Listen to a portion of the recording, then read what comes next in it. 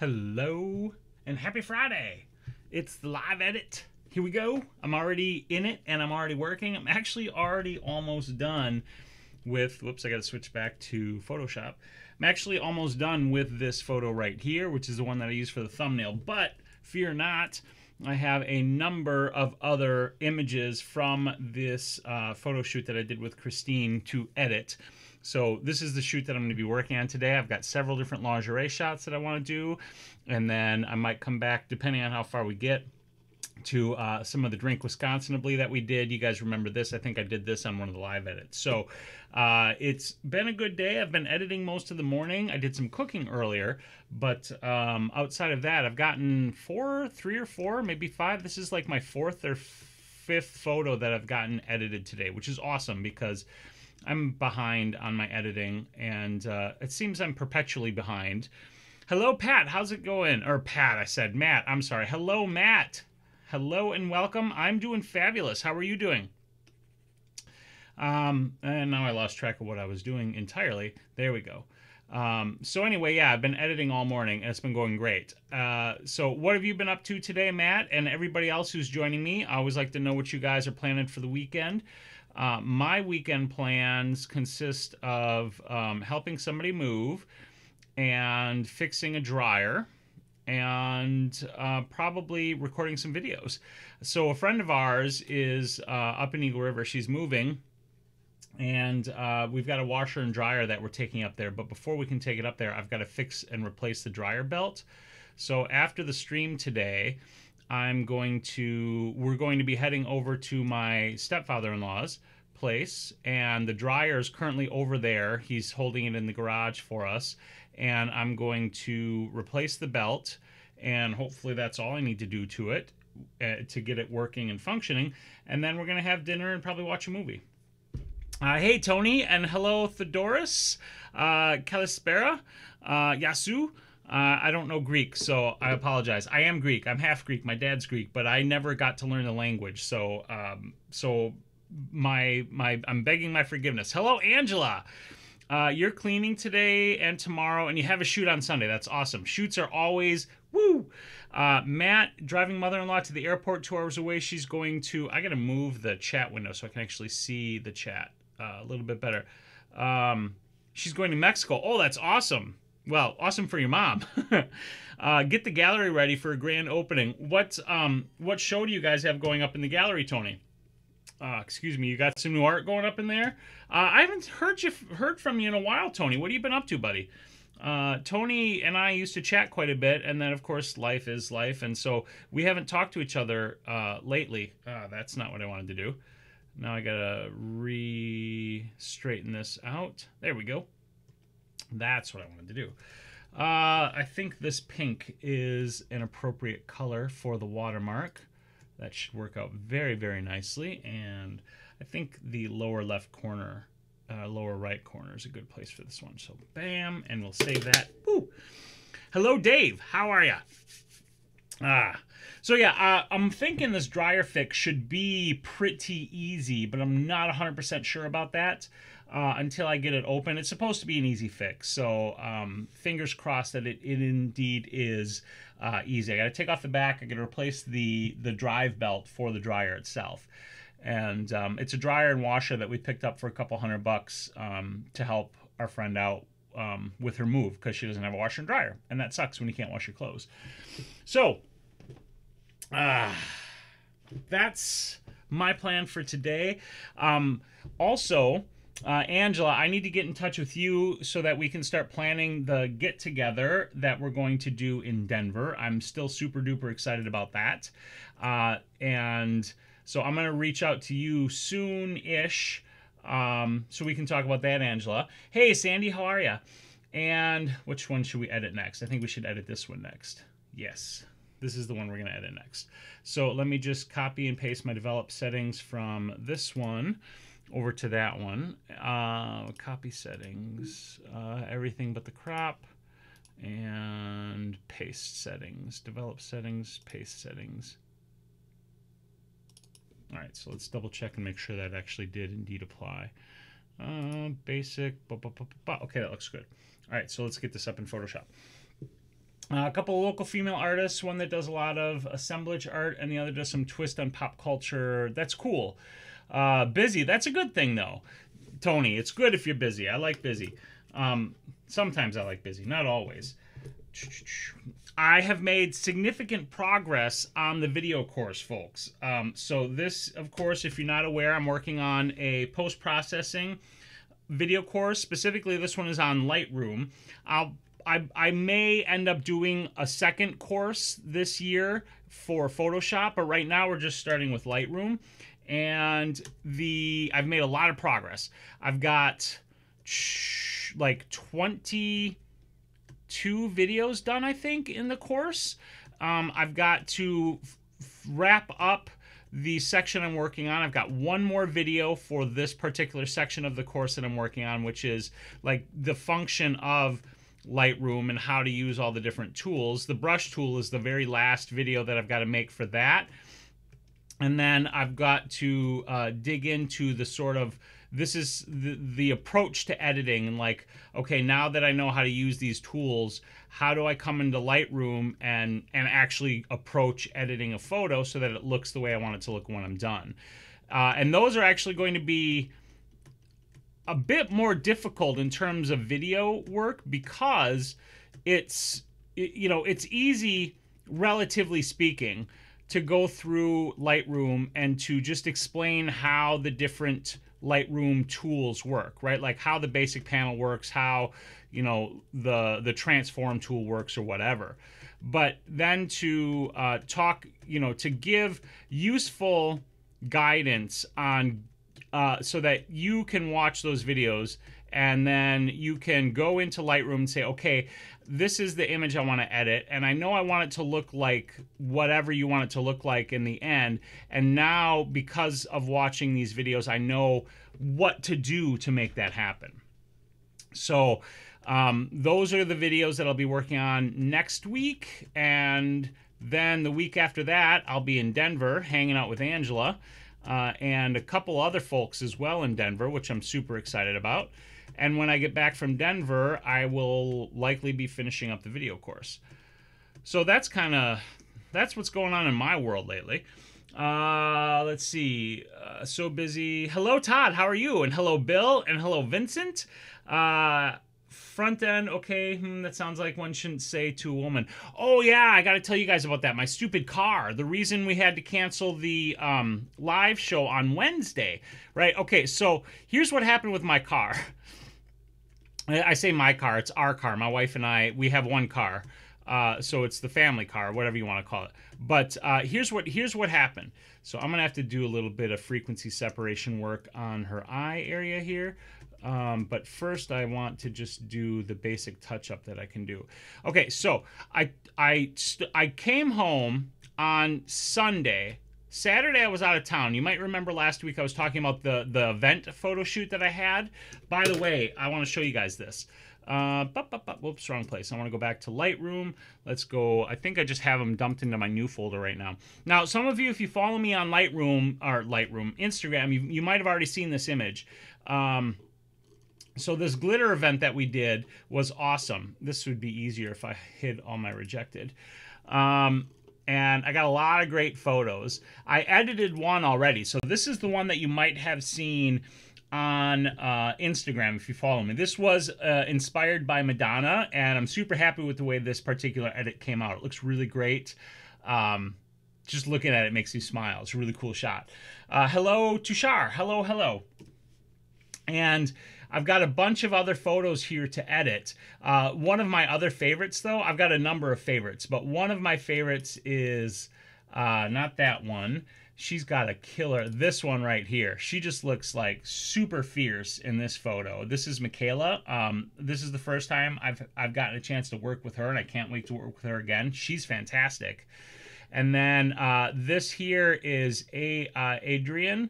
And she was body painted, and she was fantastic. So I want to show you my favorite shot that I got with her, which is this one right here. Love this. Is that the right shot? Let me double check. Yeah, that's the right shot. No, not that one. This one right here. We were going for kind of this like fairy taking off kind of look which is super cool. But let me highlight this body paint that she had on, because that body paint is awesome. Let's see, best one would be this one here up in the window. You can see that body paint on her. Really cool stuff. So there's that. I'm probably going too fast for you guys. Let me bring that up again so you can see it for a moment or two before I move on. Editing and talking, yeah. I'm doing more talking than editing right now at the moment, but I wanted to share some of these photos with you guys because I think you'd appreciate these. So there's that one, but one of my absolute favorites is the one that I shot with Angela and her husband.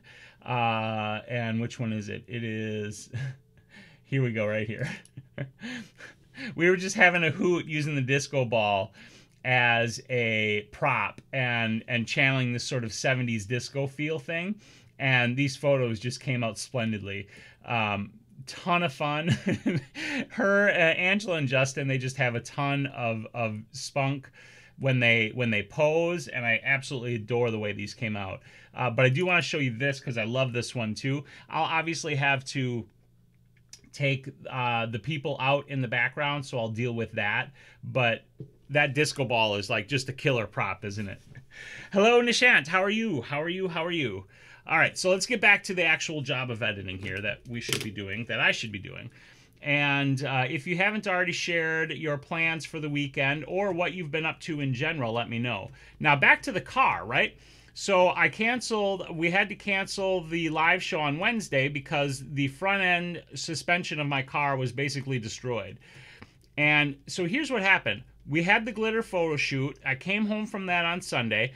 And then on Sunday, I went out to the car, which was just parked in the driveway, and I was going to back it up to the studio so I could just unpack my gear and put everything away. And I got in the car and I started it up and I heard this god-awful rattling, sort of sounded like a grinding sound. And I was like, oh God, that doesn't sound good. Because initially I thought it was my transmission. The way it sort of ground was when I put it in gear, and I thought, oh my God, if my transmission's going here, this is gonna suck. But then when I was kind of listening a little bit more, I thought, well, that kind of sounds like it just might be a heat shield loose, which, you know, wouldn't be so bad at all if that's actually what it was. And I took it into the garage, not my garage, but I took it into the mechanic to have it looked at, and sure enough, it was the heat shield. It was a heat shield by the gas tank or something, and it cost $30 for them to just tack it back up, which was awesome. Super easy, super low cost, fabulous, easy fix. 30 bucks, I couldn't have been happier. But then I came home, picked Kim up from work, came home, and as we were pulling into the driveway, I heard this god-awful scraping. And I'm like, oh my God, what on earth was that scraping sound? And I backed the car out and I drove it in again to see, like, okay, is this a thing that's happening regularly, or is this like just, you know, a fluke? And sure enough, when I pulled back into the garage, it scraped again. And I got out and I looked at it and I noticed that, you know, you've got your wheel and then you've got your wheel well, and there's usually a gap of a couple of inches, maybe 3 or 4 or so, between the top of your wheel and the actual top of the wheel well. Well, my gap was about 1 inch, and I thought, that doesn't look good at all. So I took it back to the garage, but they didn't have, they weren't able to get it in, which actually turned out to be a good thing for me, because that night, this was Tuesday now, my wife and I went to see The Fate of the Furious, F8, whatever we're calling that movie. You know, the new Vin Diesel movie with cars and explosions. And while we were there, I don't know if my wife said something or if I just thought I should look it up. But either way, I think my wife said something. Whatever it was, I looked up online to see if there was any kind of a recall for my car. We have a Nissan Versa for the front end suspension. And sure enough, there actually was a recall for getting the springs had a tendency to rust, the front springs.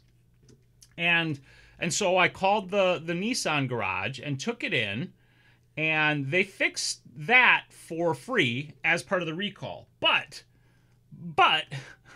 of course, That was not the only thing wrong. So despite the fact that this was a recall repair for free, in addition to the fact that the springs were absolutely destroyed, like this, there was no springs left, basically. Also, the struts had to be replaced, and the oh, I got my caps lock on. What's going on here? Caps lock off. There we go. So the struts had to be replaced, and the ball joint on the passenger side also had to be replaced. So altogether, this whole deal ended up costing about, this whole car situation cost us a little over $1,000, which sucked, right? Like, no doubt it sucked, but it wasn't awful. I mean, we had the capability to pay for it, so it didn't wreck us or anything, which I'm very grateful for. But it was certainly a pain in the butt to deal with it over the last, week that I've been dealing with the car altogether. Wednesday being the biggest day of dealing with it because of all of the running around I had to do, including, whoops, I don't want that, including also picking up that washer and dryer that I've got to fix today, that dryer that I got to fix today. So it was quite a week, but not in a terrible way. All right, so we got to do this job here, and we got to do that there. And I did see your question about the 6D Mark II, so I'm not ignoring that. Just give me a moment here, and I'll come back to that. Let's see. Angela, you got a very minor surgery yesterday. Oh, yeah, hopefully it doesn't impair your movement. I'm glad it was minor, and I hope it was nothing that you really need to worry too much about. I don't really know, Tushar. I haven't heard much about the 6D Mark II, so I honestly can't really say anything about it one way or the other. I know there's some rumors out that the camera appears imminent, and I think Canon might have even registered some trademarks regarding to it.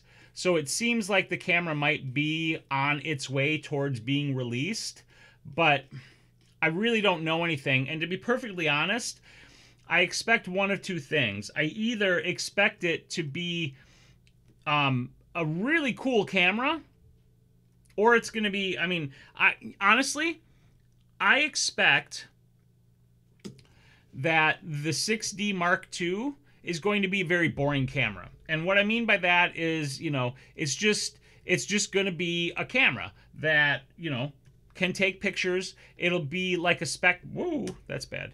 It'll be like a spec bump, essentially, off of whatever the 6D's current specs are, which, that camera is quite long in the tooth at this point. So I would imagine like probably a 24 megapixel imaging sensor.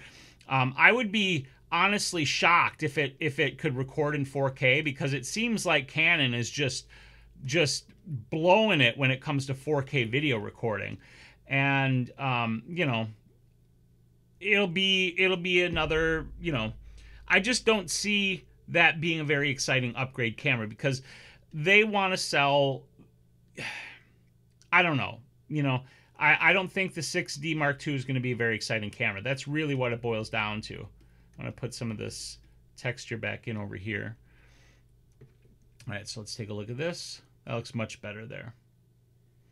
Okay, now I really don't need to do much other retouching. Let me just zoom in here. Little spot there. Just a couple little things here.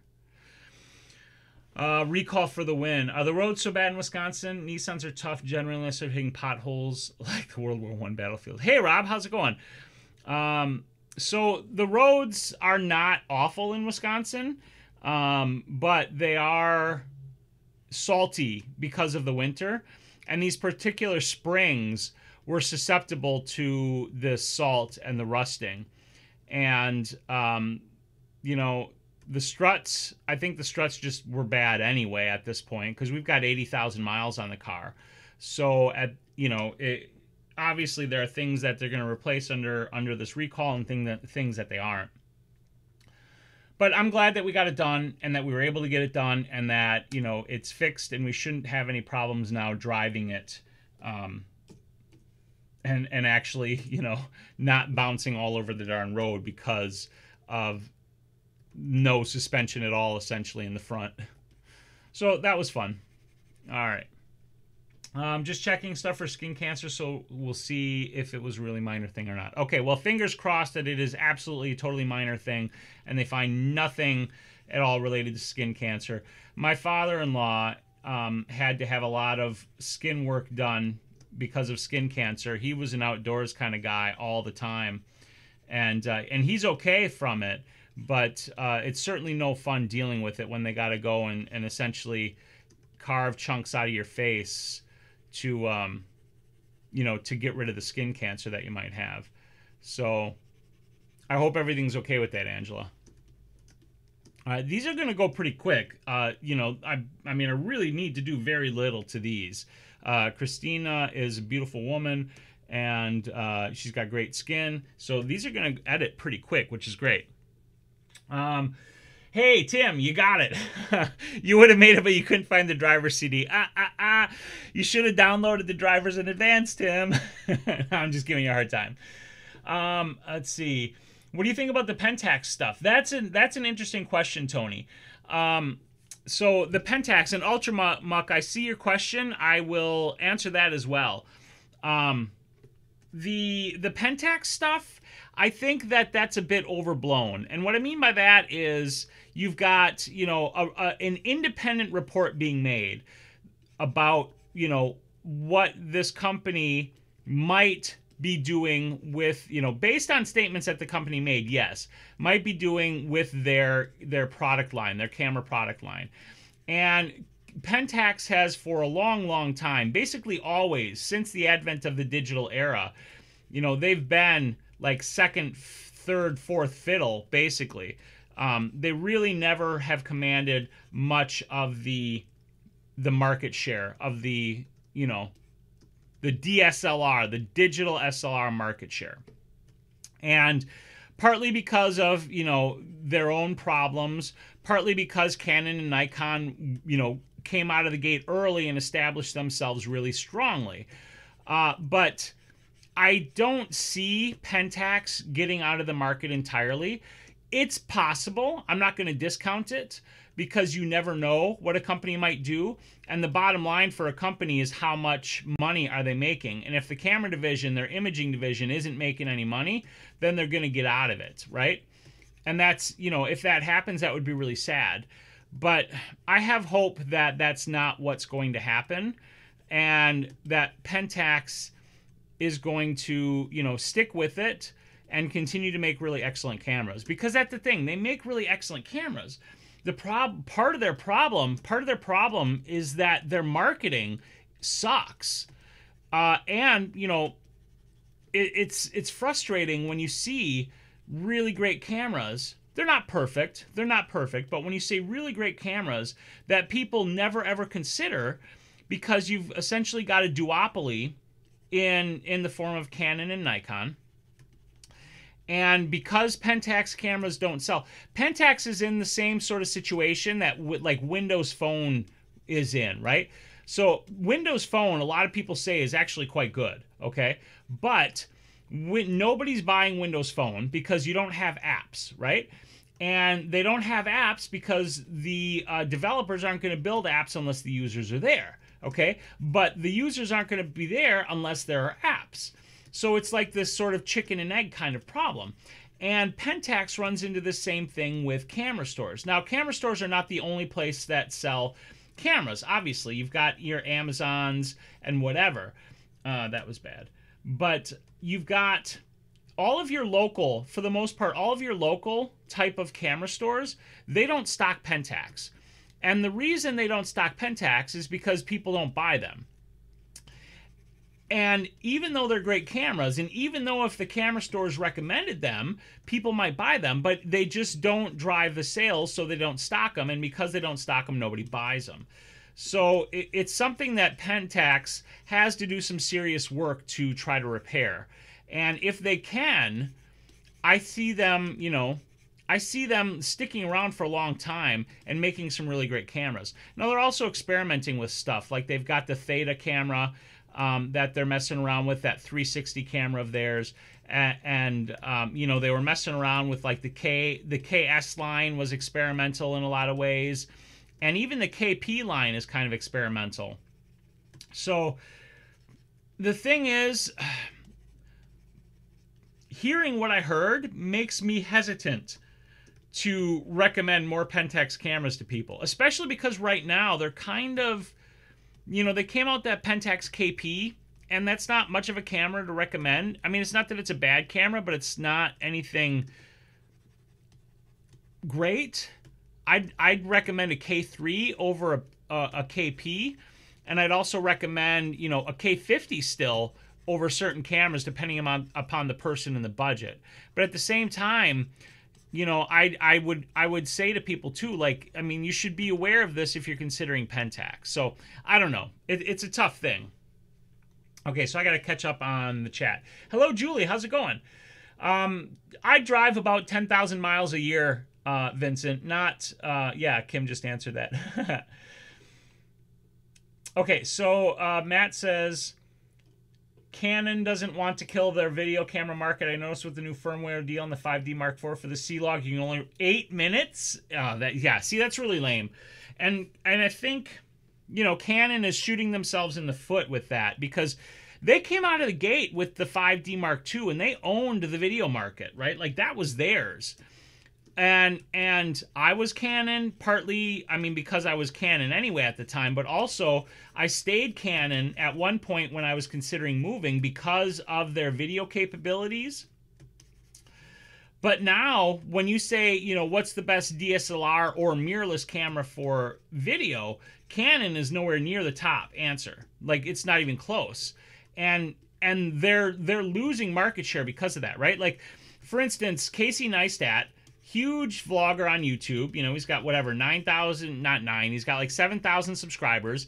He just switched from Canon to initially Sony, and then to a combination of Sony and Panasonic, because he wants to record everything in 4K, and he couldn't record his vlog in 4K on a Canon camera anymore. His workhorse prior to that was the 70D and the 80D, and it only records in 1080p.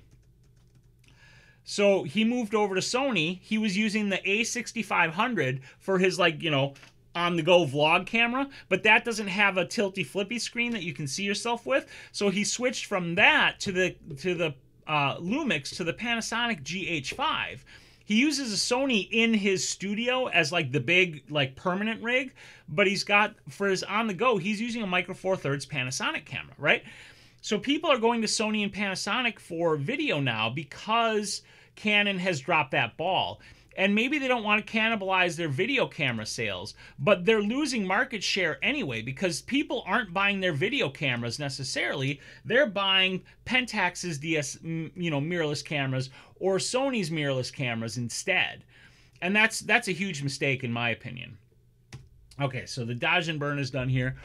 Now, as far as the Sony A9 goes, that looks like a beast of a camera. And at $4,500, I fully expect that it's an amazingly capable camera. In my opinion, I look at the Sony A9 as the same as like the Canon 1D Mark whatever we're on, 2 or 3 or 4, and the Nikon D5. It is like the flagship, this camera can do anything camera. And for somebody who wants like all of the capabilities in a single camera, and you have the money to spend on it, that A9 is going to be just a beast, a workhorse monster of a camera. Great, great camera. I have no doubt that it's an amazing camera.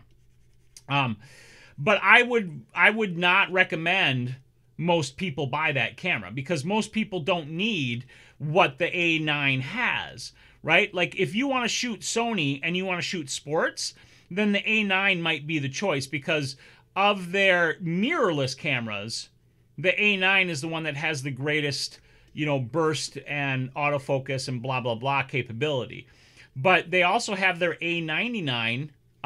It's not a DSLR. It's actually a single lens translucent mirror. But they have that camera, which is a Sony, and it's more DSLR-like. And that camera is also extremely capable for shooting sports. And it has the actual native lenses, whereas the E-mount series they've got the lenses now, but I mean, they are expensive, right? Those G Master lenses, like if you wanted the A900 or the A9 plus the 70 to 200 millimeter G Master lens and like a 24 to 70 millimeter G Master lens, you're looking at 10 grand right there for a camera and 2 lenses. And that's expensive, right? If you have the money for that, that's great. But most of us don't have that budget. I mean, let's be honest, right? So I expect it to be an amazing camera, but it is the top of the line, and they're not going to sell a ton of units in that. What they're going to do is sort of use that to trickle more features down into the new versions of these other cameras. That's what I figure is going to happen. All right, so let's get this watermark in here, and we'll call this one done. These are going nice and quick, which is good because I wanted to get a lot of photos edited today, which is good. Let's save that. So that's what I think. Cousin has 3 about 2 with cancer that were no big deal. Not making light, but she got them removed. Yeah, the good thing about the skin cancer was that it's very, very treatable. So, I mean, that is the good thing. I should have downloaded them. Right.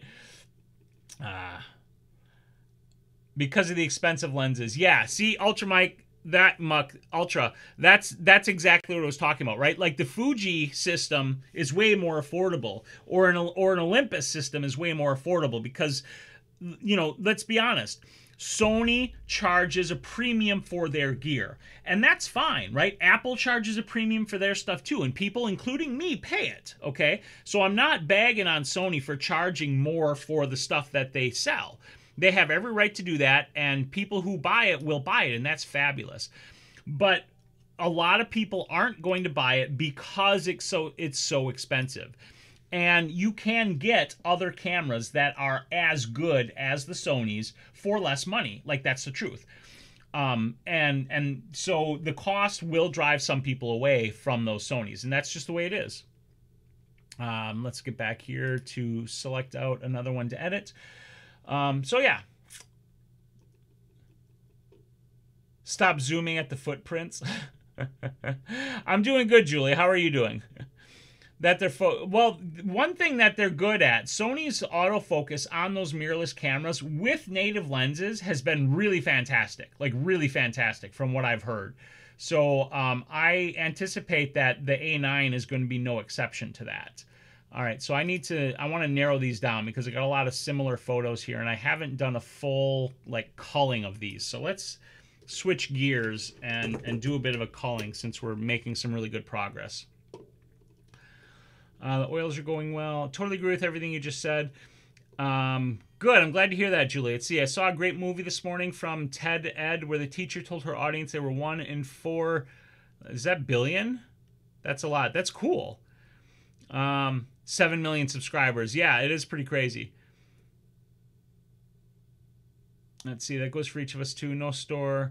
I gotta catch up on the chat.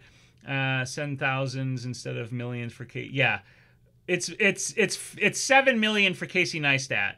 That's how many subscribers he has. Yeah, their lenses are totally overpriced.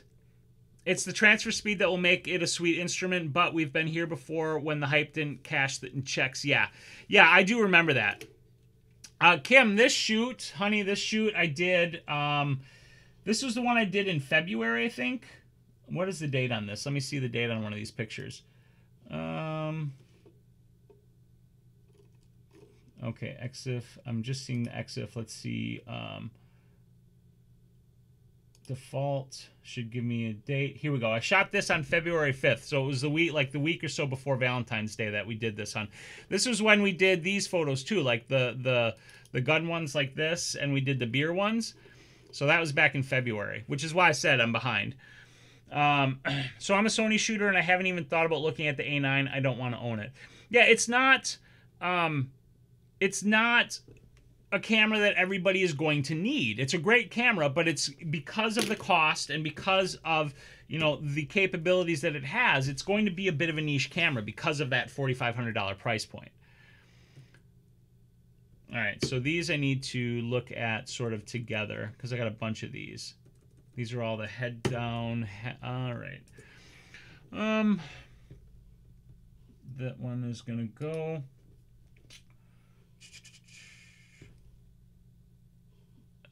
Let's kick that one. Hey, Vivian, I'm saying it wrong. Hello, Emmanuel. Hello, Vivian Doentejas. I probably said that wrong, but hello, welcome to you from Texas. I'm in Wisconsin. I actually have thought about what you are doing while Spyros is editing live. Oh, cool. So I shouldn't say all the models look the same to me, right? Oh, that's funny. You guys crack me up. Okay, so I don't know. I don't think I like the ones where she's doing this with her hands. So I'm gonna kick those out, and we're down to these. I like this one here, and I like this one here. I'm not sure about this one. I don't like this one. Her chin is down too far in that pose. This one, she's got this really cool cat eye kind of look, so I think I'm liking that one. But I also should include the one that I already edited. No, that's a hood up, though, so these are hood down. So I want, like, 1 or 2 good shots out of this. I'm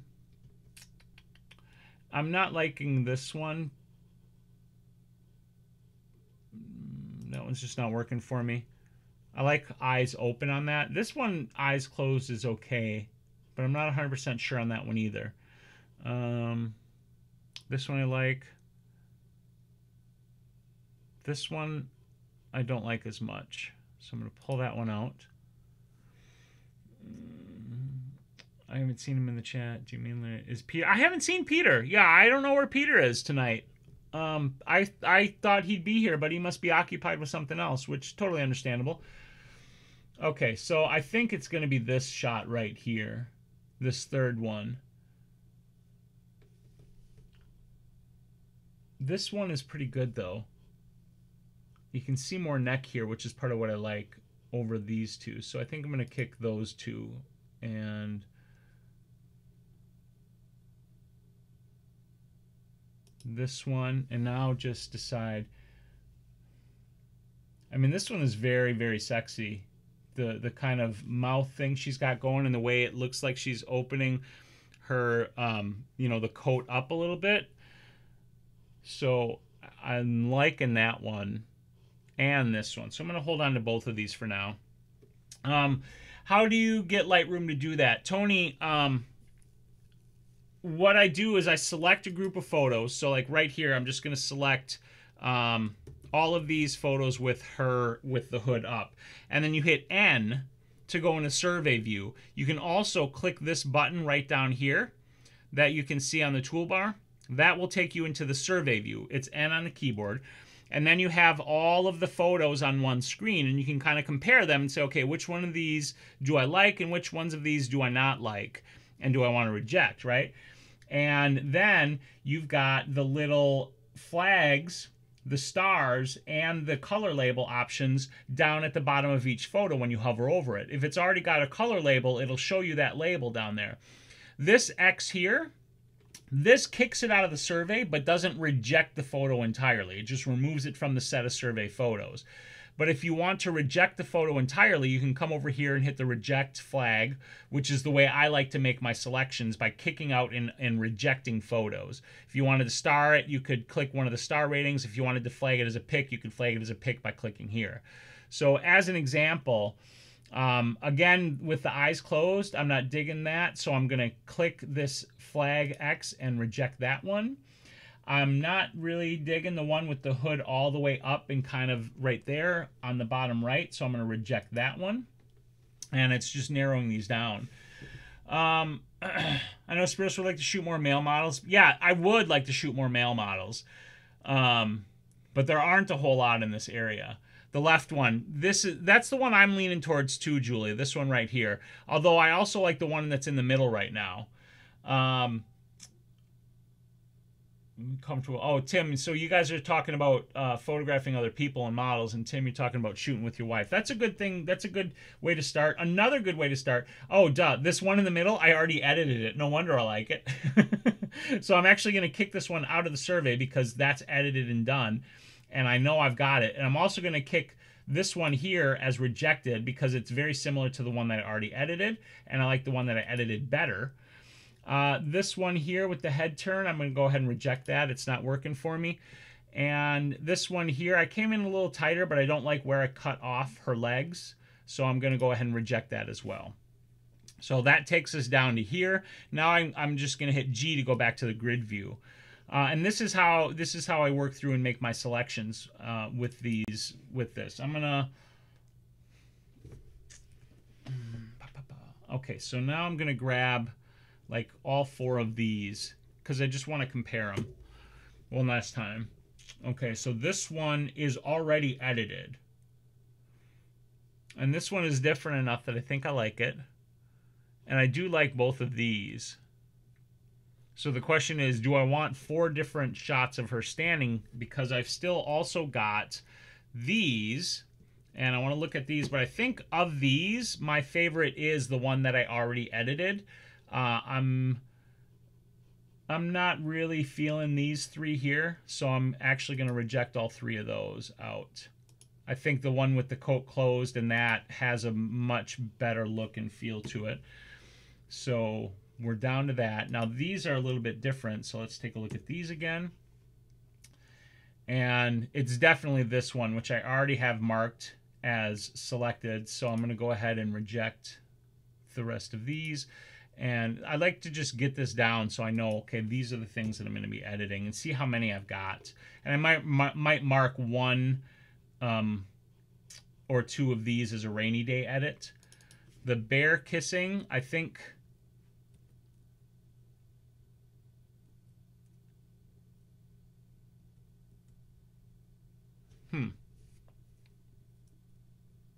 I'm not sure which one of those I'm going to go with. I'm going to have to take a look at those. Let's look at these. And I'm not feeling these again. We got a lot of eyes closed. We were trying some stuff, and I'm not really feeling the closed eyes on these. That's not working as well for me. So this one is a for sure. Nice. Let's see. Now most right one. I like the middle one. Let's see. Tony Dixon, Spyros Heniadis is kicking bum and taking names when it comes to shortcuts. Yeah, I really rely on the keyboard shortcuts. They really help me out. And Julian Ultramuck, I have no idea what you guys are saying to each other, but that's cool. All right. So let's pull this whole group together. I've got this one edited and that one edited. And these two are honestly quite similar. So this is going to be a rainy day edit. So I'm going to mark that green, and I'm going to kick it but not reject it. And I'm going to kick this one because I know I've already got that. I'm going to kick that because I know I already got that. And of these two on the top, the 2 standing with the hood down, what do you guys think? I'm leaning towards the left. I like the one on the right, but at the same time, it feels a little too much like she's cupping her breasts. But I don't know. So I think I'm gonna go with the one on the left. The bear kissing is cute, but her neck's. Yeah, I agree with that, Julie. That's what I was looking at too. Is the way she's arched back really accentuates the curve of her neck. Now, we could do a little bit of Photoshop wizardry on that, but that might look unnatural too. So I'm going to take a look at that and see. But of the bear ones, the one I like the most is the pulled back. So I'm actually going to reject out these and leave it with that. The one where she's looking down. The one on the left... Cool. That's what I figured, Julie. I didn't think you guys were saying anything bad. I just love that you guys connected here and that you were able to talk to each other in this other language on this chat, on this live stream. I just find that to be really, really cool. Okay, this is a definite edit. This one I'm going to take a look at. So we're down to these. Sony A58. I like how you said bum instead of... let's see, the one where she's looking down. The bear kissing is cute, yeah. Oh, Munich. Okay, got it. I was born in Germany, but I live in Denmark. Hey, Dave. That's cool. Thank you. It's the leg that's a bit off in the right one. Yeah, that is part of it. The leg's kind of, the way her leg kind of comes through. I think I'm leaning towards the left. Yeah, that's the one I'm going with too. So that's where we're going. This is where we are. All right, so this is a rainy day, so I'm going to hide. Just look at where we're at, right? This, 1, 2, 3, 4. Okay, yeah, this is good. So let's edit this one. I'm going to just grab these settings here and copy those develop settings again. And then come over here, copy everything but the crop, and paste them. Develop settings, paste settings. I should just use this paintbrush for that, but I always forget about that. Okay, so let's do this. We are going to do a little bit of straightening on this. Not a ton. And I'm looking for her to be straight more than I'm looking for that top line to be straight. But that feels pretty good right there to me. Okay. Let's get into Photoshop. And her eyes in the right one. Yeah, yeah. My vote is left with the hands. I really like them both. No need to censor yourself on my account. And her eyes in the right one. Yeah. Oh, I thought you mentioned the kids watch sometimes. Left one looks like she's yeah, I agree with you on that, Tony. Okay, so here we go. Get my editing keyboard back up, and 15 minutes. Let's see if I can finish this in 15 minutes. And I'm going to wrap the stream today at 2:30 so that we can head over and I can start working on that dryer. So I'll definitely finish this. But in saying I want to get done by 2 o'clock, I'm not going to purposely do a bad job. So let's get to the stamp tool. Now the very first thing I noticed in this is these are the buttons of the coat, but I don't like those, so I'm going to get rid of them because I think they distract. And this one right here. All right, so now let's go to the healing brush tool and just kind of get all the little touchy touch spots that you got to get. And I think Christina's a little bit of a sun worshiper, so she's got those sunspots or freckles, which that little spot right there, I'm not sure what that is, but that's good. All right.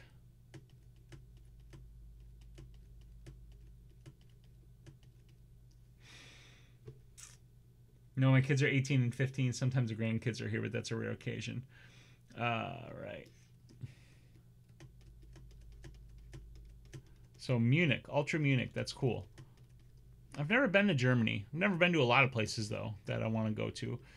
We are, like I said earlier, we are going to Denver, though. We've been to Denver before, and I like Denver. What kind of, like, what's on your guys' travel wish list? That'd be an interesting topic.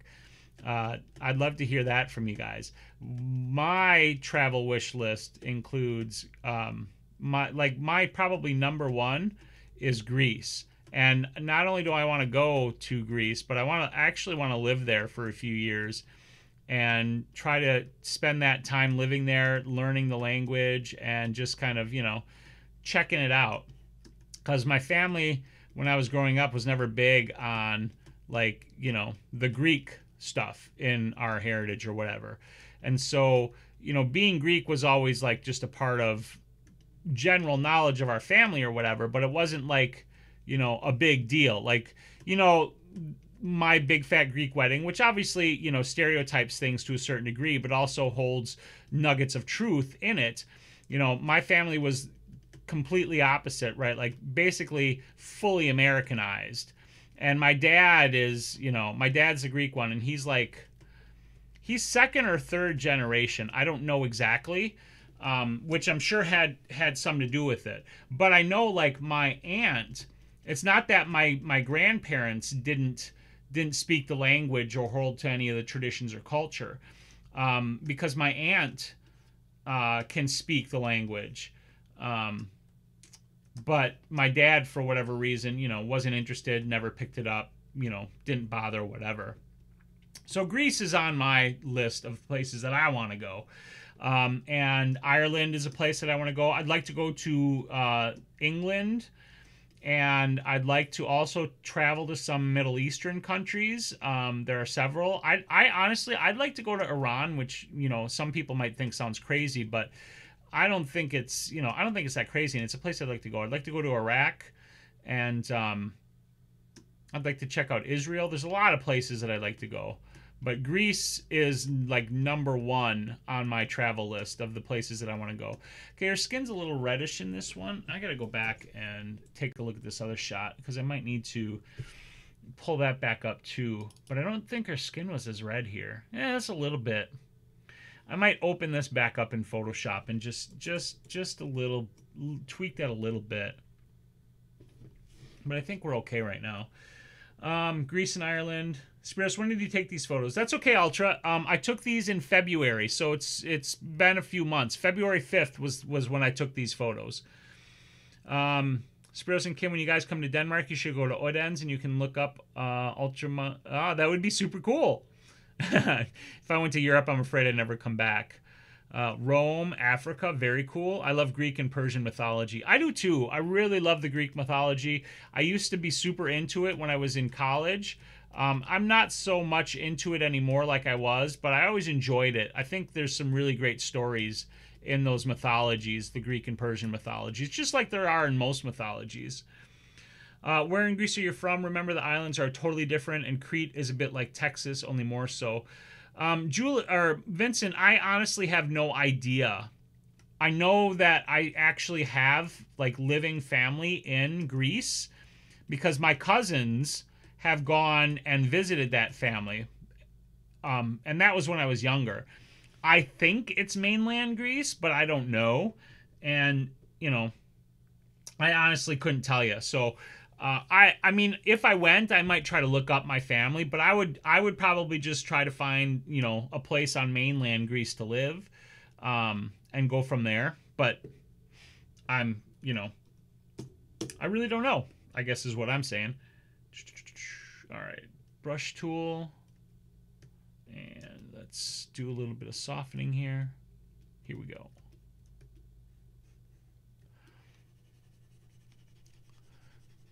We've traveled to Mexico. Oh, and Canada is on my list too. Tim.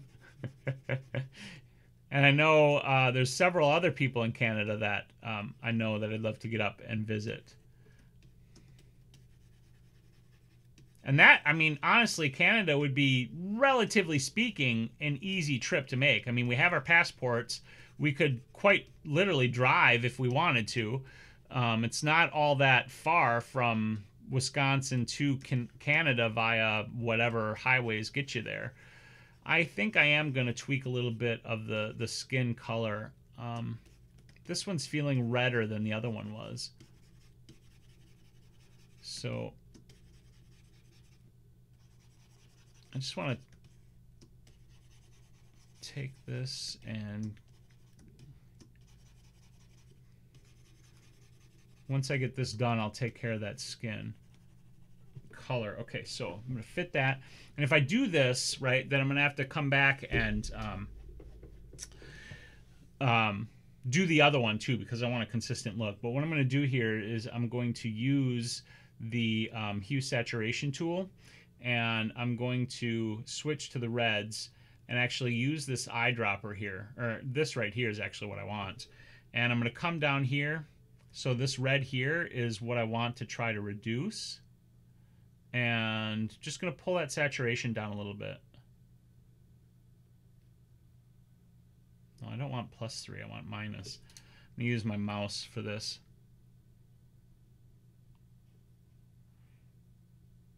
That's why I was pulling up and down, and I should be pulling left and right. Okay, so there.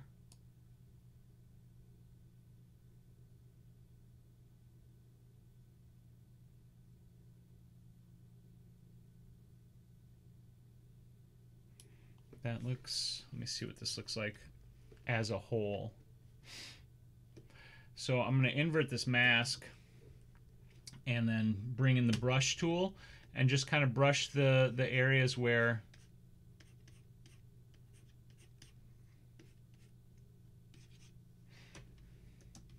Now it looks, actually looks worse there. No, I don't like what I did there. So I'm going to dump that.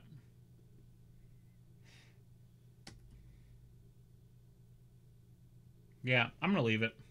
All right, dodge and bird time. You're welcome, Ultra.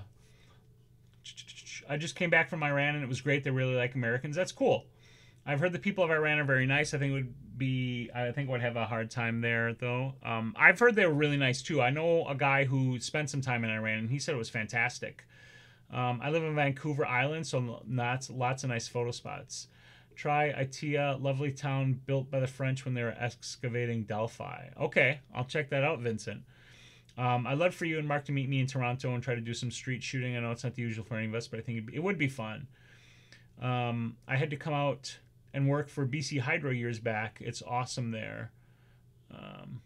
That's cool. Spyros, if you ever come to Odense, Denmark, I will show you the city of the famous author Hans Christian Andersen. Don't book a hotel, just contact me. Ultra, I'll take you up on that for sure. We will take you up on that someday.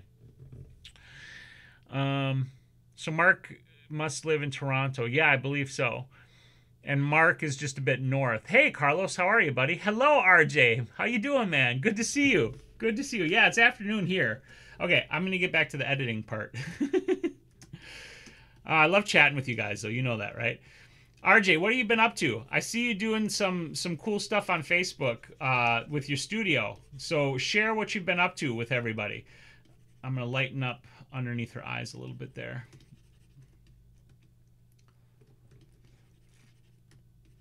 I'm excited to get back into the studio next week for another live show. I'm really enjoying the new sort of photo blab format that we decided to do with this in the studio stuff. It's super, super fun.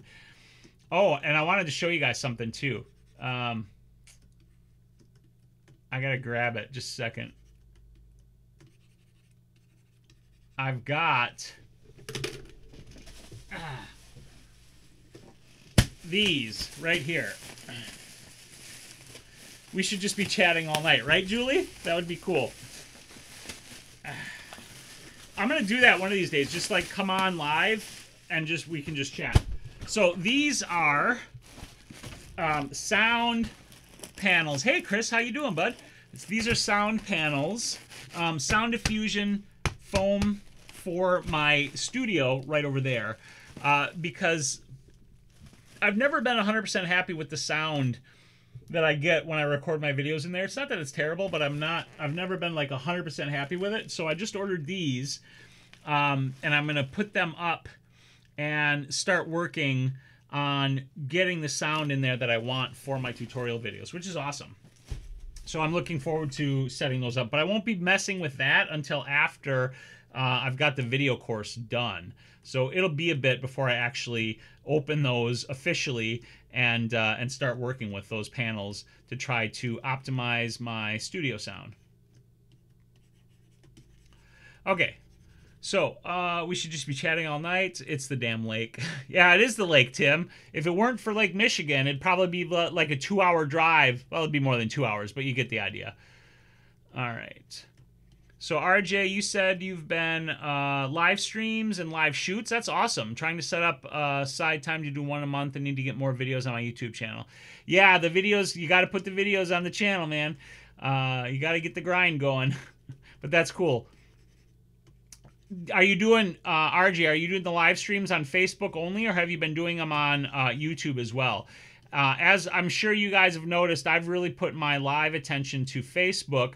I want to try Twitch streaming again, especially because on Twitch, my understanding is you can actually stream photo shoots now.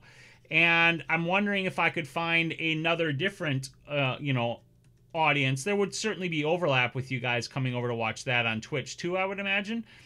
But I wanna try Twitch streaming again sometime. But the thing about that is, like, I don't want to make, like, you guys go to Twitch just to watch me stream. So I wouldn't stop streaming on YouTube. I would just also try streaming on Twitch to see, to see if I could get any traction there, to see if I like the platform, all those kinds of things. because it looks like a pretty cool platform. You know, it was built for streaming, whereas YouTube has the streaming, and YouTube's good at streaming, but Twitch, you know, Twitch is the place that people think of when they think of, you know, streaming of lots of different types. So anyway, that's just me kind of rattling on about Twitch.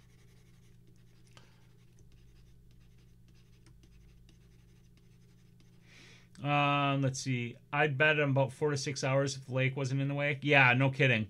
Mikasa Sukasa. But what lens did you use for the shoot? Thank you, Ultra.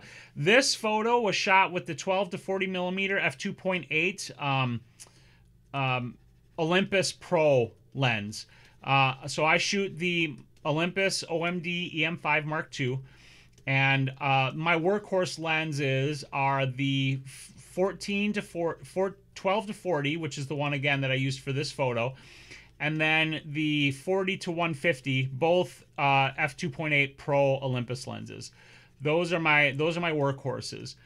I would like someday to get the 7 to 14 millimeter f2.8 lens as well, but that's not a critical lens for me to have, because I don't often need like super wide angle. Except for, honestly, when I'm recording video. That's where I would prefer to have that super wide angle more than actually shooting photo. So, you know, someday down the road, I'll probably pick that lens up, but not anytime soon, just because it's not something I really need at all.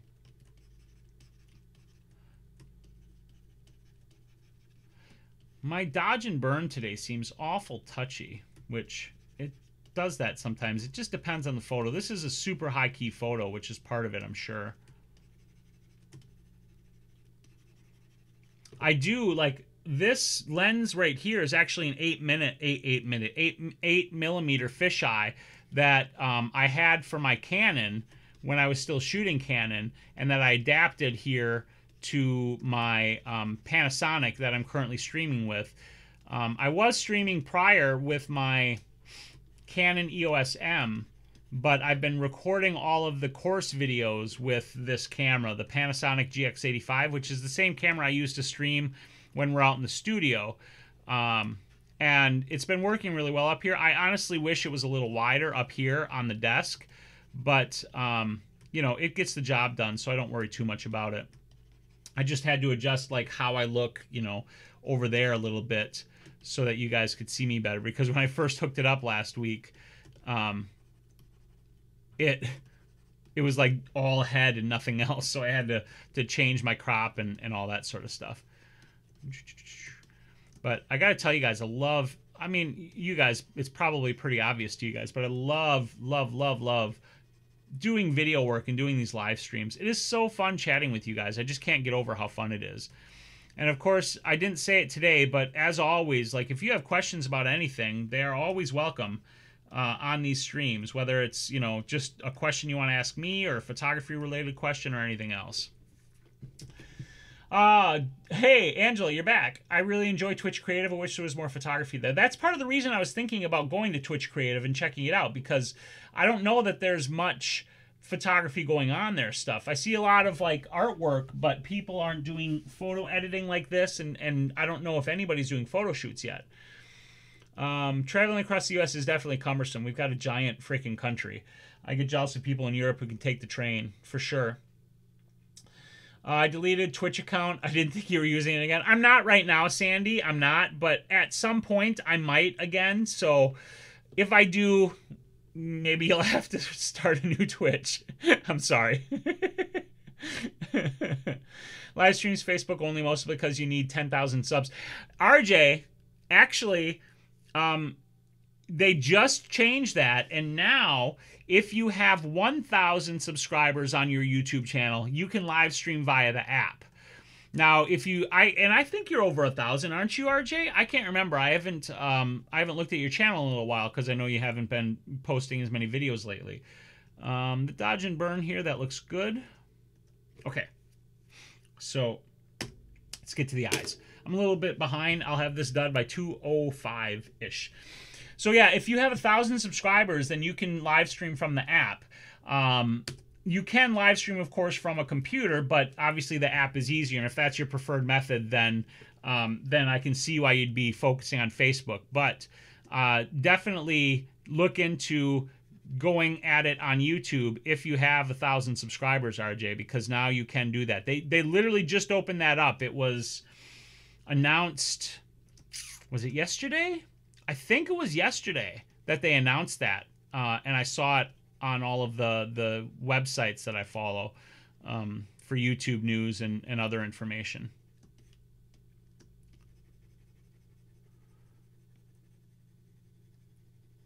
Okay, this is coming together nicely. Move it up. I honestly think that YouTube is the better platform because push it out to Facebook. Plus, it ties into your YouTube subs. Exactly. Yeah, I mean, here's the thing about Facebook, you know, and some people love Facebook and some people hate Facebook. I don't hate Facebook, but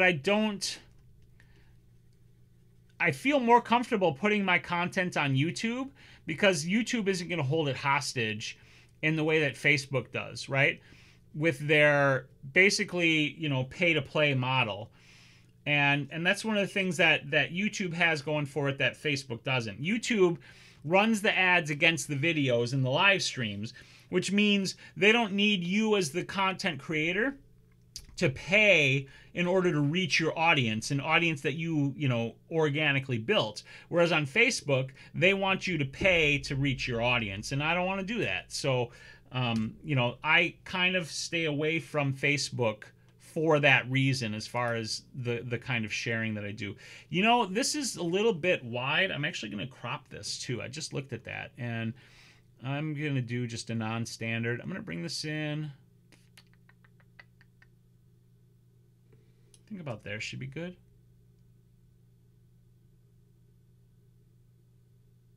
Yeah, that works. All right, so let us do this brush watermark thing for 300. We'll do it right down there again, and bam, save it. 207. I really enjoy Twitch Creative. I wish there was more photography there. Yes. If I'm going to drive across the country, I'll sleep at my destination. It's a 3-hour drive by train. I'm so jealous of that. That sounds so nice, Julie. Sounds nice. Who is this? You know, one of the nice things about Twitch is it does send those alerts. And if you have the app installed for Twitch, you can get notifications on your phone as well when a person goes live. Angela, that is so cool that you're setting up a YouTube for your photography. We should definitely talk about that when we get together in Denver. Do you watch K-Girl? Oh, yeah, she's so cool. If there isn't much in the way of photography, you should really exploit that. Twitch does have an app. Yes, they do. Oh, you've only got 251 in your new channel. Okay, got 10K, got near 10K on my first channel. Should post a crossover video, draw them folks over. Yeah, for sure. Let me find her on Twitter. My daughter does body paint. Ooh, that's so cool. Facebook sucks. I hate Facebook. Yeah, but I'm there every day. Yeah, that's the thing. Like, I use it, but I don't invest the kind of time and effort into it that Facebook probably wants me to invest because I've got my audience on YouTube already, and it's there, and so I just, you know, I just stick with it. It's K Pike Fashion, Sandy, on Twitch. It is K Pike Fashion. There we go. No one likes Facebook. Hey, Peter, how's it going, bud? Oh, I've been watching the first of the new Mystery Science Theater 2000. That's awesome. That's super cool. Okay, so that one's done. Let's move on to another one. So we've got, where's my mouse? Here we go. We've got that one's edited, that one's edited, that one's edited. And that one's edited. This is actually a rainy day edit. Let's narrow this down here. No, here's what I gotta do. That's red, and that's red. Okay, so let's narrow this down for now to these. 1, 2, 3.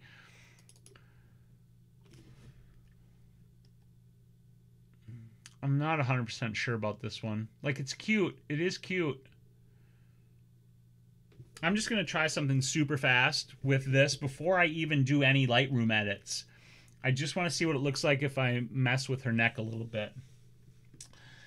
Just linked it, though. Oh, awesome. Yeah. Been watching the first, let's see, which took place in Denmark. I'll sub to your channel. That's cool. It's only one sub, but it helps for sure. Thanks. It's early days, but it's coming. Appreciate the support. Yeah. Yeah, Angela. So, Angela, since you are, you've got your YouTube channel for your photos, tell us, please, what kind of videos are you planning on for your channel? So this is what I'm thinking of doing here. So just a little bit, I need to... If I do this...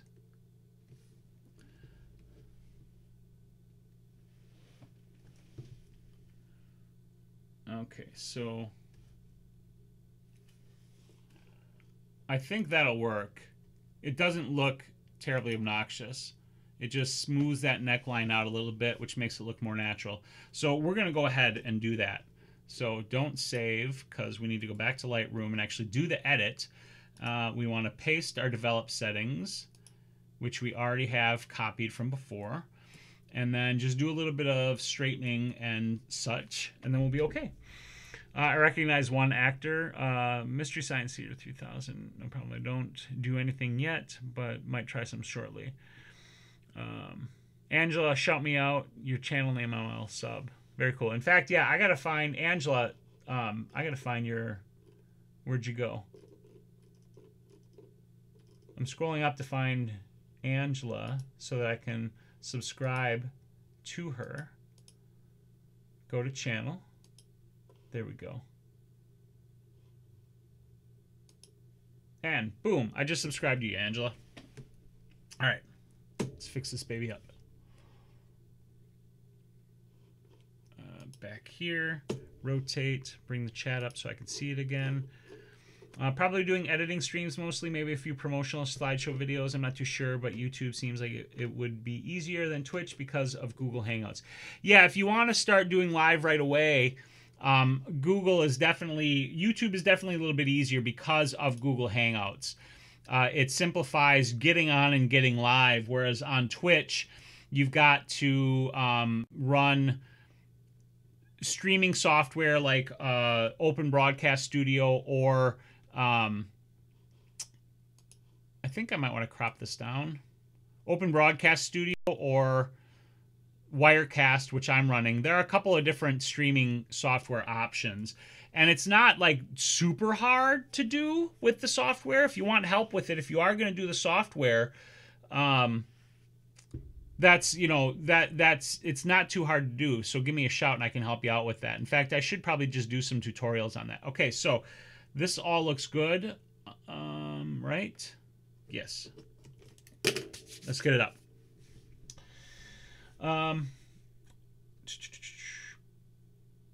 If in the chat, if you hover over a name, it'll off with 3 dots. Yep, that's perfect. Peter Spyros is actually one of those people who didn't watch Mystery Science. I know, I never watched that show. What are your thoughts on infographics for photography? So, RJ, do you mean like some sort of like, little card that's got a fancy graphic for, picking your settings or something like that? Can you clarify, RJ, can you clarify what you mean by infographics? Maybe shoot me a Facebook message with a link to an example so we can see what you're talking about. Because I'd like to offer my thoughts, but I'm not 100% sure what you mean by infographics. Okay, so first things first, let's duplicate, and we're going to take care of the liquify right away on this. So back, duplicate, liquify. I'm cruising through the photos today. And bigger-ish, and I'm going to zoom in a bit too. And now one of the things you got to be careful with is that, like, you keep your lines sort of even, and that looks pretty good there. So yeah, that looks good. And I'm going to do just a slight accentuation of the front and the back curves too. just like that. So that's before, that's after. Before and after. That looks nice. Nice and easy. All right, now let's do whatever cleanup we have, which shouldn't be too bad at all. Sorry, I have the caps on. The PDF cheat sheets. Well, I'll be honest with you, RJ. I don't have a problem with them. And the PDF cheat sheets are a pretty big driver in my sort of business model, as it were, because, I mean, some of them are cheat sheets and some of them are like straight up ebooks, but I have, you know, if you've been watching my videos, RJ, you'll notice that just about every video I'm offering a free cheat sheet. And the cheat sheet might be a bit of an infographic. It might be, it's not really an infographic, but it's along the same lines of what you're talking about. And I don't have a problem with them. I get why some people might, because you're trying to a cheat sheet or an infographic can oversimplify something in a bad way. What I do with mine is I have them accompany the video that I make, and mine are a lot of times like a 10 or 20 or 30 page ebook more than they are a cheat sheet, although some are literally just one page cheat sheets, you know, of like, you know, the metering modes, or, you know, my flow chart for choosing settings when you're shooting in manual mode and things like that. And the key, in my opinion, to a good cheat sheet is the context in which it's presented, right? Because like if you just throw a cheat sheet out there and say, right, like an infographic on aperture, shutter speed, and ISO, the graphic itself may be somewhat illuminating to a person that has a little bit of knowledge, enough to maybe sort of piece together what is trying to be conveyed with the cheat sheet in the first place, right? But somebody who doesn't understand those things and doesn't have the context of the presentation is going to be just as lost with the cheat sheet as they are without the cheat sheet, right? So my videos, I have my cheat sheet, and then, you know, I offer the cheat sheet for free. I ask people to subscribe to my email list to get it. If you're already subscribed to my email list, you can get it for free anyway. And that helps get people on my email list, which is part of my general business model. And I think it's wonderful, and I think it works great. And part of what I always try to do with the cheat sheet is give all of the information that is necessary to convey the understanding that is needed for the concept that is being covered in the cheat sheet, without including any superfluous information that would muddy the waters, and make things more confusing rather than less confusing. So that's kind of how I think about it. And that's a long way of saying I don't have a problem with infographics as long as they're done well. All right, so I got to come back. And yeah, by the way, you guys, just like everybody should go subscribe to Angela's Dream in Real Life Photography channel. Okay, so this is what RJ's talking about, right? Like, let me bring it over here so we can all take a look at it. And this is a cheat sheet here. And, you know, like this on its own is exactly what I was talking about. Something like this, for somebody who's got enough of an understanding of what's going on with a camera, this could be incredibly helpful. But then for somebody who has no idea, like just bought a DSLR and has no idea about anything about photography, this would be just confusing as hell, right? It wouldn't be really very helpful at all. So this just on its own, out of context, for me it's fine because I understand photography. But what I want to come back to is the fact that your context and your presentation of the information around the cheat sheet matters. And if you have a good cheat sheet, and you have a good video or a blog post or something to accompany that cheat sheet, to expand upon it and convey the details that need to be conveyed that are distilled in your cheat sheet, then there's nothing wrong with that. And yes, that doesn't mean everybody's going to get the context or even get the cheat sheet in the context that you intend them to get it in. But by and large, it will, because if your cheat sheet is linked to your presentation medium, that's where most people are going to get it from. So I think they're great and super helpful to people.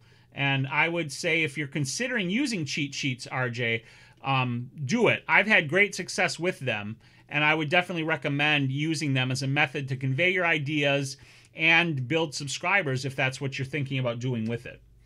Okay, so this looks pretty good. Let's do the skin softening. Yeah, Angela, now you got to make some videos or do some live streams. Angela, if you want to collab on a video, let me know. I don't know. We can maybe talk about it while we're in Denver.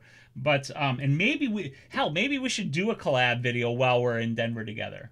Let's talk about that, Angela. Since you got a brand new YouTube channel, why not, right? That would be super fun. Hello, Salim. How are you today? Sorry, I'm in and out of stream and cleaning, doing laundry. You don't need to apologize. The ones I see in groups miss things off. I am this close to putting one together. Yeah, that's kind of that's where it would be a problem. If somebody's just dumping it into a group and it's missing the context, then come on now. Then that's where you're gonna run into a thing not being as helpful as it potentially could be. But it's like anything else, you know, you can make something or you can see something and you can put that thing out into the world. But once it's in the world, you have to give up the idea that you can control this thing and how people take the information associated with this thing, whatever it might be, whether it's a photo or a cheat sheet or a video or a blog post or, you know, whatever. So that's part of it. And I can understand how, like, if you see people just dumping cheat sheets in groups, how that would be frustrating. But what you got to understand is these are people who are getting excited about photography and they want to share these things that they've learned, and they're trying to be helpful with it, even if it might not actually genuinely be helpful. I always try to keep that in mind when I think about that kind of stuff, because, you know, most of the time when somebody takes the time to put together a cheat sheet, they're trying to share what they've learned with other people, and that's a noble thing to do. And it may not be executed great, but, you know, you got to applaud people for wanting to try to share that information and share their knowledge with other people. And I'm not saying that you were beating them down either, RJ. Like, that's not what I'm saying. But you should definitely make one if you've been thinking about it. That would be my recommendation. I might go back into the liquify and just, like, do a little baby touch on her arm. Maybe. I haven't decided yet.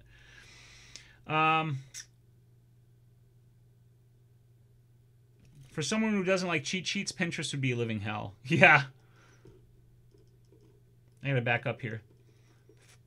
I just had a thought to think we're sitting here on each side of the big whatever and talking. Isn't it amazing, Julie? I mean, it's really, really wonderful, right? Like, the fact that we can have this conversation and talk about these different things across the world through the magic of technology and the internet and all this stuff is absolutely mind-blowing, and I love it. And that's why I think the internet is fantastic, and I love making these videos, and I love, gosh, it's just so harsh today, this Dodge, and I gotta take it down to like 3%. It's fabulous, absolutely fabulous.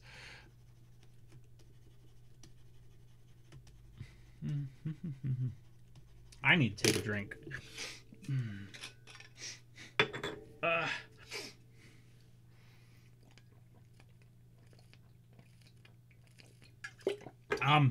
We have Angela. Kim, my wife, asked who we're meeting in Denver. There's Angela, and then Ezekiel, and a couple other folks. I got to go back to the post on my Facebook profile. Robert, I think. There's like 3 or 4 people in that area. So, yeah, that's a good point, Vincent. If it's, you know, the difference between a cheat sheet and notes, right? And that's kind of why I asked to see an example, because what one person considers a cheat sheet might be something else entirely different. And when like I said, you know, when I think of my cheat sheets, like, I usually have let me show you guys an example. this will make it easier. So I gotta go to my lead magnet folder and getting sharp photos, guide to exposure. Here we go. So this is a cheat sheet. This is a 13-page ebook that people can get when they watch a particular one of my videos and are interested in photography. And it's got all kinds of information in it explaining all of this stuff. Oh, this is the wrong one. That's just a free ebook. How the camera meter works. Is this it?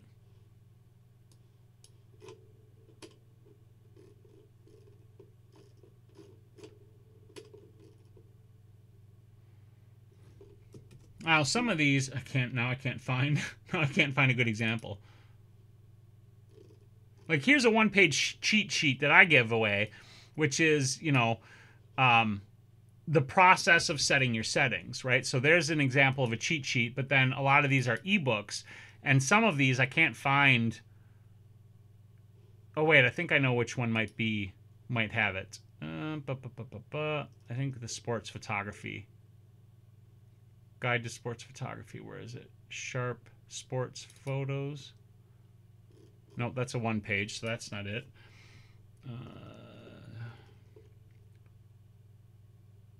Sports photography guide.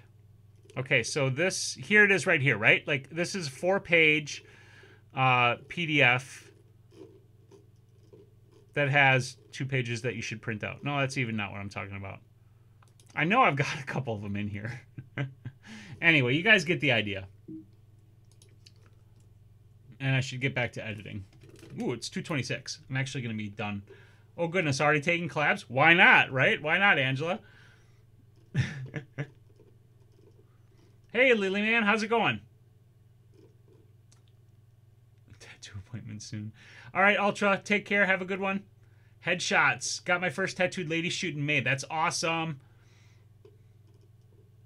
And let's see. The whole exposure needle in the middle equals perfect. Yeah, no, I agree with that, RJ. I agree. That's total BS.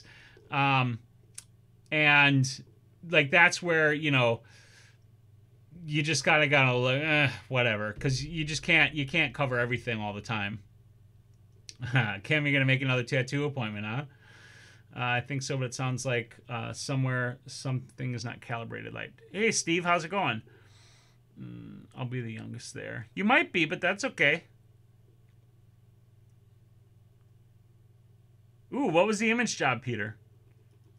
Spyros wanted thanking you for advice you gave me a few weeks ago about using a large octabox for group shots. Has worked well. I purchased an umbrella style for portability. Awesome. That's good. I'm glad to hear that. And I'm glad that it was helpful. That's really cool.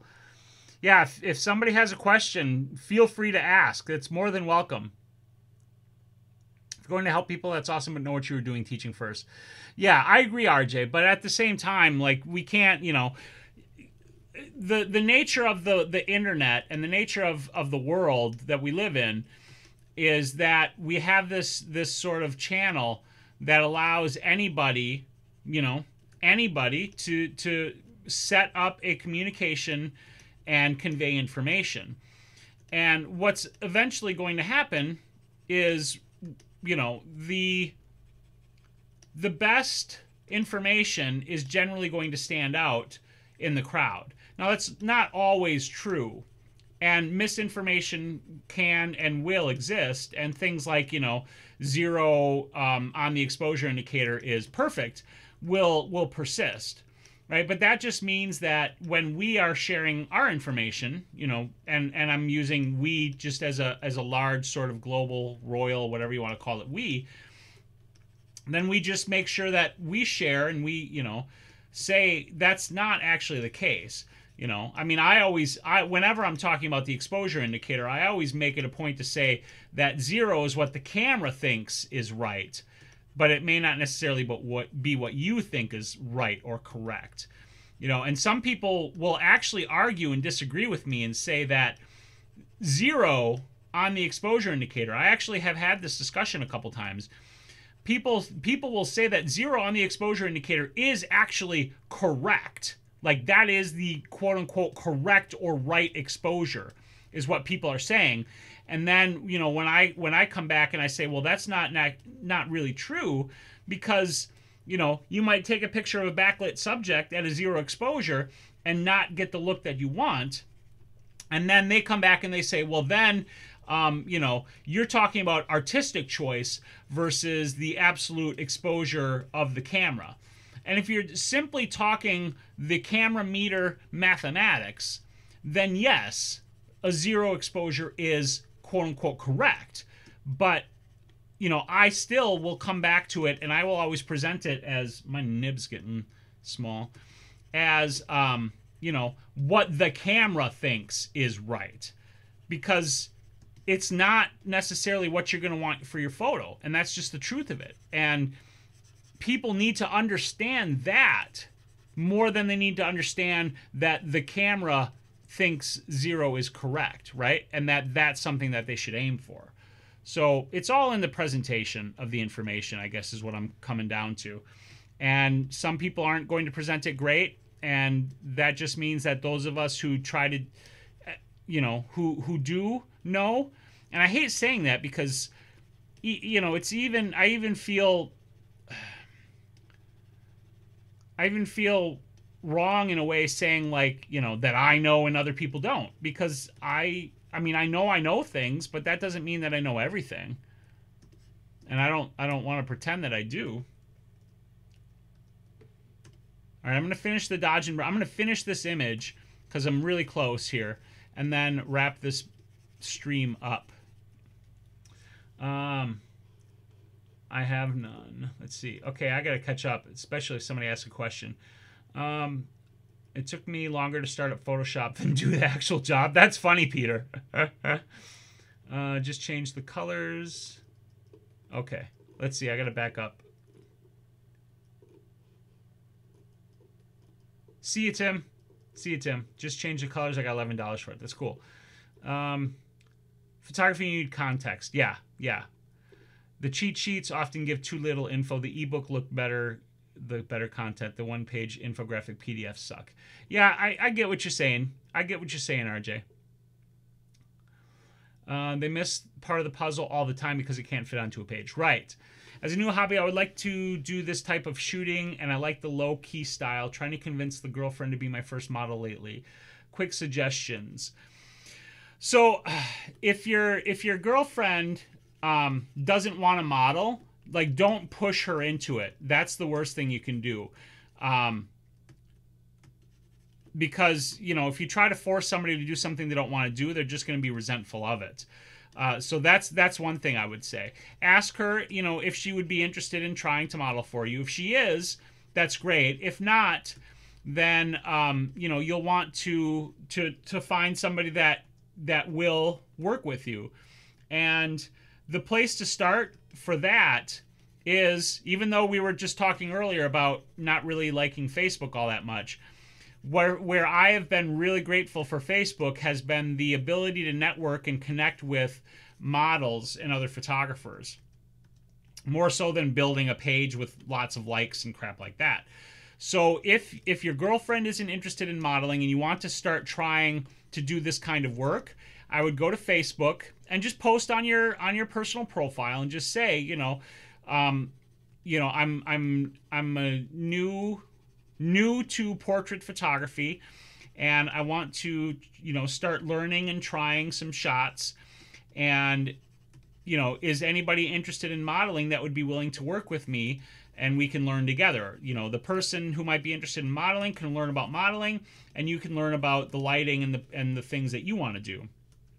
And that'll be, I can guarantee you'll find somebody that way on Facebook. It might take, you know, it might take a couple of posts and a little bit of effort to do it and to get to a person, but I guarantee you'll find somebody. And once you do that, then you can start to work on the low-key stuff. Now, low-key, right, like, as an example, let me finish this photo up. I'm super close to done. Low-key is just basically the opposite of what I've done right here, right? Like, this is a high-key photo. And as a high-key shot, I'm very quickly going to hit the bear with the dodge and burn. wrong tool. I always do that. Just like super fast. I'm not looking for heavy. That should be good. Okay. And I don't need these because their eyes are closed. So I can delete those, and then I can put my watermark on, and I can fit that in, and I need to grab the brush and the color. Let's grab this over here, and we're actually going to come down. We were over there. Whoa, undo what I just did. Brush, size it. 3 over here. Okay. All right. So,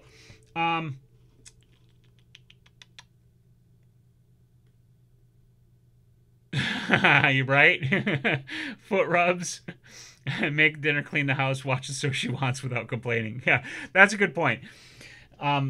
Baby, if you do want to coax her, that's certainly going to help coax her. So low key, like this is an example of what you would consider a low-key photo, sort of. Basically, it's where you've got more darks than lights in the image. And so to set up a low-key shot, you're going to want a darker background behind the subject that you're working with. And you're going to want to, you know, use your lighting and think about not only where you want the light to be, but where you want the shadows to be. That's what's important in low-key. Not only the light, but the shadows. Because the shadows are really what make the low-key shot low-key. So think about that and find photos, example photos that you want to sort of try to replicate in terms of lighting, because by replicating these photos, you will learn about the lighting that you need for the particular low-key look that you might want. So that's what I would recommend doing as a quick idea. A lot of noise on the internet, some bad info. We need to drown that shit out. Right, RJ? Right. No such thing as correct exposure. 100%. She's beautiful, and I tell her, but only shy for the camera, not for me, though. Getting her to relax for the camera is not going anywhere. Have to practice somehow. Guest tip for nervous models. I mean, if the model is nervous, it's really just about building. I mean, she's your girlfriend, right? So you already have a rapport with her. And being shy in front of the camera is a natural thing for a lot of people. And so to make her more comfortable with that, to help her get more, first of all, you have to back up and assess, like, is it something she wants to be comfortable with? You might want her to be comfortable in front of the camera having her photo taken, right? And that's great if you want that, but you cannot force her to that. Like, you cannot force her to that. That's not a thing that anybody should do to their spouse or partner or girlfriend, boyfriend, whatever.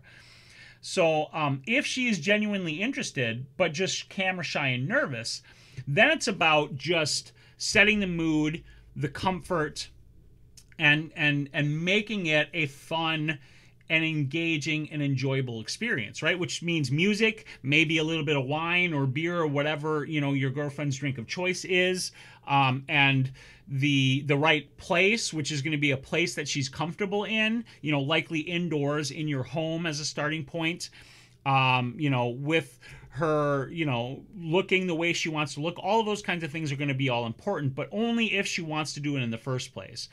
I cannot stress the importance of not forcing her, because it's not going to be pleasant for you or her if you keep sort of pestering her for it and she just doesn't want to do it. But, you know, if she's interested, then just nurture it and support her in it and take photos and make sure you show her the photos and talk to her about what she likes and what you like, and build off of that. It's really just like a good relationship. It's really all about communication is what it boils down to. What you're trying to articulate is that we don't know it all and don't want to sound like we are shouting from a mountaintop. Exactly, RJ. That's exactly right. With the short nib, yeah. I hate the way Loki is portrayed. Right, I kind of agree. Loki gets a bad rap. I love the dramatic effect it gives, and yes, I do all that house and cooking. That's good, Steve. That you're already on the right track then. Yeah, that's a good idea. Bring Kim. That's a really good idea. Have her bring some friends in and just kind of make it a good time, have fun taking photos sort of experience to relax everybody and help her, along with it. Contact local models, try model sites and arrange some trade for shoots. Grab friends. Yeah, again, Facebook is a great place to reach out to some of those people. It's wonderful on partners who help with chores. Spyros is wonderful when it comes to that. Thank you, baby. You are wonderful to me. Okay, I gotta go, guys. This has been fantastic. As usual, thank you so much for hanging out with me this Friday while I edit. I got a lot done today, which is great. I got what? I got 1, 2, 3, 4. I think I edited 6 photos in total today, which is super cool. 7 photos, actually. 7. Holy crap. I'm on a roll. So anyway, thank you so much for hanging out with me. I will be back, of course, next Wednesday. Mark and I will be in the studio for the new Photo Blab. And then next Friday, I think next Friday, we are leaving to go to Denver. Yes, it is. So I'm pretty sure... I can't remember if we fly out Friday or Saturday. So I might not have... Oh, no, I think next Friday... I am so scattered right now, guys. I think next Friday is the live shoot. Exactly. Somebody just, yep, that's what my wife just posted. And that is correct. Next Friday is the live shoot with Angela. So we'll be in the studio, and I actually don't even know what we're doing yet, which means I got to get in touch with Angela and figure that out. So anyway, thank you so much, everybody. Love you guys. Have a great weekend. Make sure you get out there and take some damn photos. And I will see you next week for sure. Bye.